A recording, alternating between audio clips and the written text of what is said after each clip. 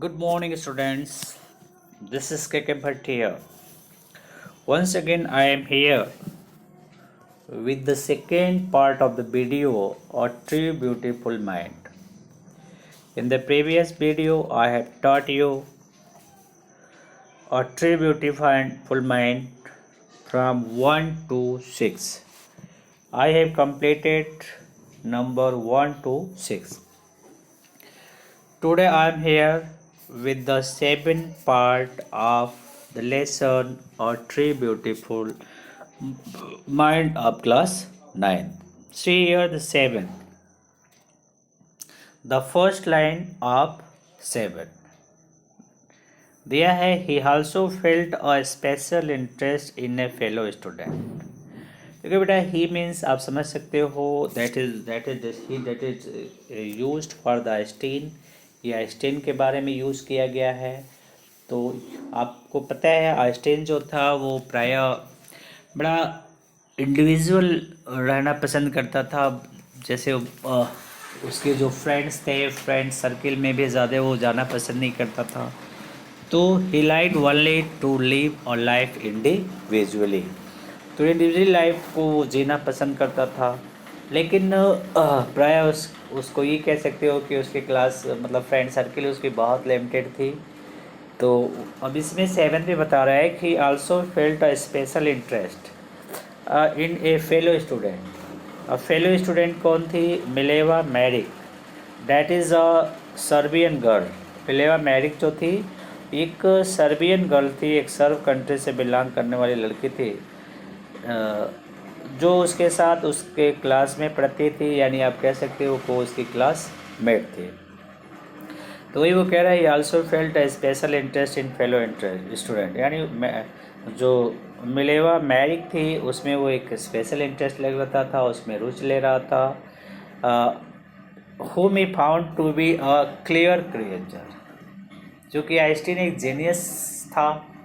तो जो Mileva Maric थी whom he found, उसको उसने पाया कि really see is a very clear creature, ये बहुत ही बुद्धिमान लड़की है। यानी कि वो उसने पाया कि जो मिलेवा मैरिक है वो भी बहुत इंटेलिजेंट है लाइक।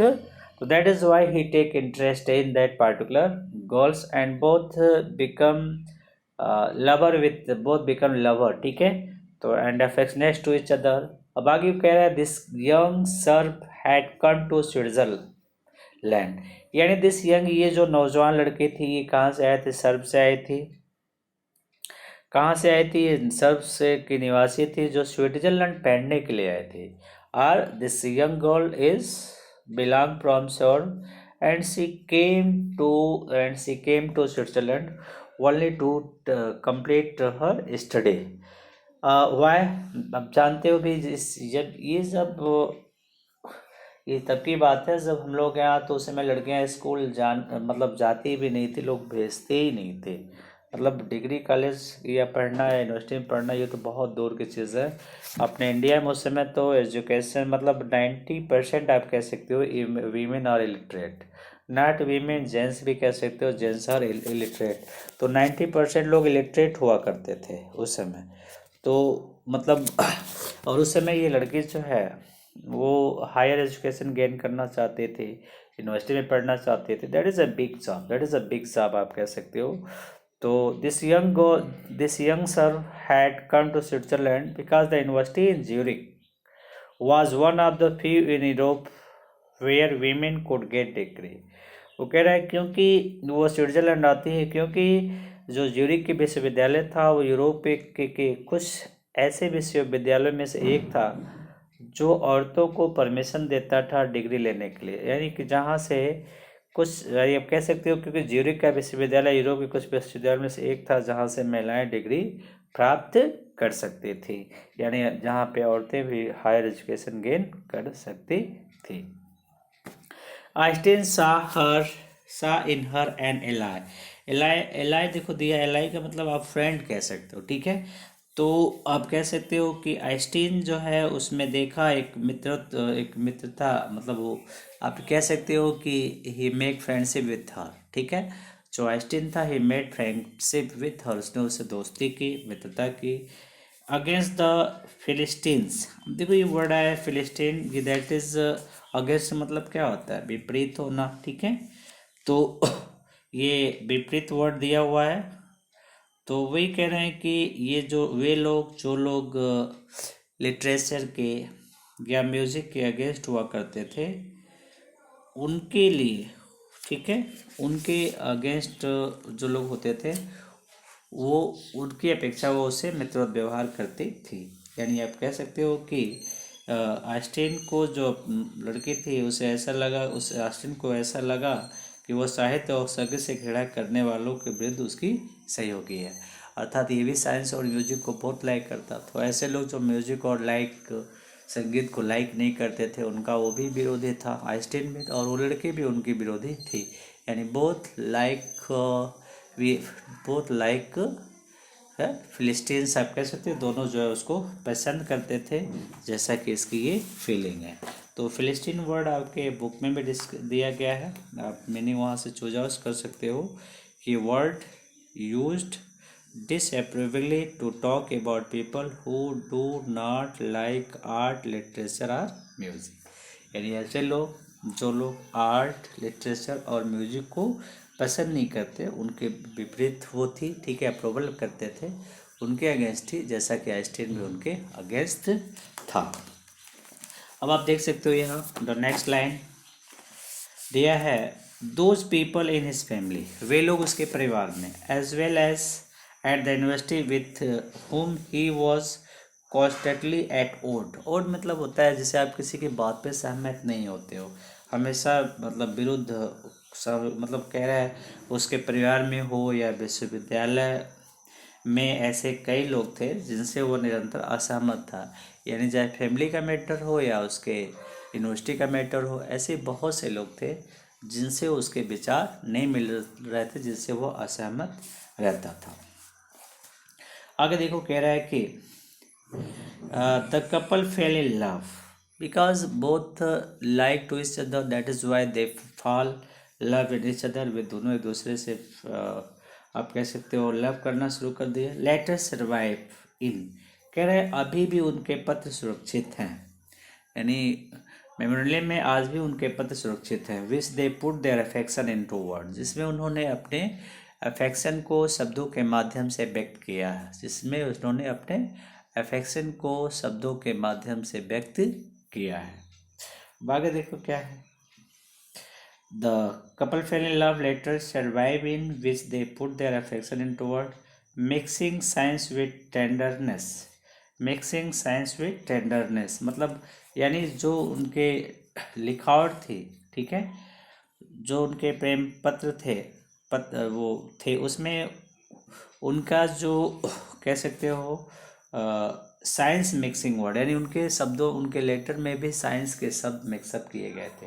अर्थात जनरली अगर आप किसी को लेटर लिखते हो तो साहित्य की भाषा यूज़ करते थे, लेकिन वो दोनों जो है साइंस की भाषा को इस्तेमाल करते थे अपने विचारों को, अपने प्रेम को, अपने स्नेह को व्यक्त करने के लिए। जैसे फॉर एग्जांपल यहाँ बता रहा है कि wrote Einstein, how happy and proud I shall be, कह रहा है कि मतलब अब ये आइंस्टीन लिखा, मुझे कितनी प्रसन्नता एवं गर्व होगा, ठीक है, how happy and proud I shall be मतलब मुझे होगा, कितनी प्रसन्नता और कितना गर्व होगा, when we both have brought our work, जब हम दोनों, ठीक है, ब्रॉट आवर वर्क, आगे क्या लिख रहा है, brought our work on relativity. Relativity मतलब होता है सापेक्षता, यानी जब हम दोनों लोग सापेक्षता पर अपने कार्य को एक, आगे कह रहा है, टू ए विक्टोरियस कंक्लूजन, एक विजेतात्मक निर्णय पर ले जाएंगे। यानी जब हम लोग अपने रिलेटिविटी पे काम करते हुए उसको एक विक्टोरियस कंक्लूजन पर ले जाएंगे। तो इस तरह के वर्ड वो लोग यूज करते थे, साइंटिफिक वर्ड यूज करते थे। अब आप देख सकते हो कि in 1900 at the age of 21 Albert Einstein was a university graduate and unemployed। आप देख सकते हो क्या कह रहे हैं कि 1900 में 21 साल की अवस्था में एल्बर्ट जो था वो एक यूनिवर्सिटी का ग्रेजुएट स्टूडेंट था, अनएम्प्लॉयड था, बेरोजगार था। He work as a teaching assistant, वो एक टीचिंग असिस्टेंट के रूप में काम करता है। ग्रेप प्राइवेट लेसन, वो प्राइवेट लेसन देता था, प्राइवेट ट्यूशन करता था। Finally secured as job in 1900 और 1902 यानी 1902 ईस्वी में उसे एक जॉब मिला। अब आप देख सकते हो कि gave private lesson and finally secured a job in 19 as a technical expert in the patent office in Bern. Bern में पेटेंट ऑफिस में वो एक टेक्निकल एक्सपर्ट के रूप में 1902 ईस्वी में उसे एक जॉब मिली। मतलब he finally success to get a job in 1902 as a technical expert in the patent office in Bern. While he was supposed to be assessing करना मतलब आप कह सकते हो इवेल्युएट करना, ठीक है। तो जब वो while he was supposed to be assessing other people invention, इन लोगों के द्वारा आविष्कार किए गए, इन लोगों के द्वारा किए गए कार्यों का वो असेसिंग करता था, उसका मूल्यांकन करता था, उसका वो मूल्यांकन करता था। Einstein was actually developing his own ideas in secret, और इस तरह से काम करते हुए आइंस्टीन जो है गुप्त तरीके से अपने विचारों को बढ़ा रहा था, चीज़ों को पे काम कर रहा था, गुप्त तरीके से अपनी प्रगति कर रहा था, विकास कर रहा था। He is said to have jokingly, वो अक्सर मजाक में कहा करता था, क्या, called his desk drawer at work of bureau of theoretical physics, यानी वो कहता था कि थियोरेटिकल फिजिक्स का ब्यूरो है, यानी आप कह सकते हो ब्यूरो का मतलब आप कह सकते हो कि एक कार्यालय है, ठीक है। यानी कि जो उसके डेस्क की दरारें हैं वो वास्तव में उसके कार्य का ब्यूरो, एक उसके कार्य का एक कार्यालय कह सकते हो, तथ्यात्मक भौतिकी का वो कार्यालय करके पुकारा कर सकते हैं। वो कह सकते हो उसने मजाक में कार्य करते समय अपने डेस्क के दराज को, ठीक है, डेस्क के दराज को वो theoretical physics bureau of theoretical physics कह के पुकारा करता था, थियोरेटिकल ऑफ फिजिक्स कह के पुकारा करता था। तो I hope it is clear to all number, you have to understand it also. Now we are going to explain number 9। अब 9 में देखो क्या है, one of the famous papers of 1905 was Einstein's special theory of relativity। अब देखो कह रहा है कि 1905 ईस्वी में एक फेमस पेपर्स में आइंस्टीन के विशेष कौन था वो थियरी थी, वो थी रिलेटिविटी, थियरी ऑफ रिलेटिविटी, यानी कि जो रिलेटिविटी का जो सिद्धांत था वो प्रकाशित हुआ, ठीक है। यानी 1905 में आइंस्टीन का जो स्पेशल थियरी था, जो थियरी ऑफ रिलेटिविटी था, उसको प्रकाशित किया गया। कब किया गया? 1905 ईस्वी में, ठीक है। फिर आगे देखो दिया है, according to which time and distance are not absolute. कह रहा है कि जिसके अनुसार समय और दूरी निश्चित नहीं है, ठीक है। जिसके अनुसार अकॉर्डिंग टू मतलब उस थियरी के अकॉर्डिंग मतलब उस थियरी ऑफ रिलेटिविटी, जो थियरी के according time and distance are not absolute, time और डिस्टेंस जो थे वो एब्सोल्यूट नहीं थे, सही नहीं थे, ठीक है। वो निश्चित नहीं था, सही एब्सोल्यूट में निश्चित नहीं था। आगे वो क्या कह रहे हैं further, indeed two perfectly accurate clock will not continue to show the same time. वो कहते हैं वास्तव में दो अगर हम क्लॉक एक साथ रखते हैं, ठीक है, तो वास्तव में दो सही घड़ियां एक जैसा समय नहीं बताएंगी, यानी उन्हें पुनः एक यात्रा के बाद इकट्ठा नहीं मिलाया जाता। यानी कि two perfect accurate clock will not continue to show the same time if they come together after a long journey. यानी एक लंबी यात्रा के बाद अगर उनको इकट्ठा ना मिलाया जाए तो ये दो जो क्लॉक होते हैं वो भी सही एक्यूरेट टाइम सेम टाइम नहीं बताते। If one of them has been moving very fast relative to the other. इसमें से एक जो है वो कुछ ज़्यादा तेज़ चल सकती है दूसरे की अपेक्षा।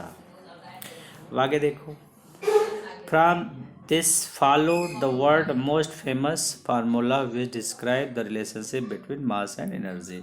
और इस तरह से उन्होंने एक फार्मूला को विकसित किया। जो फार्मूला वो था मास और एनर्जी के संबंध का वो वर्णन करता था, और वो फार्मूला था E बराबर mc²।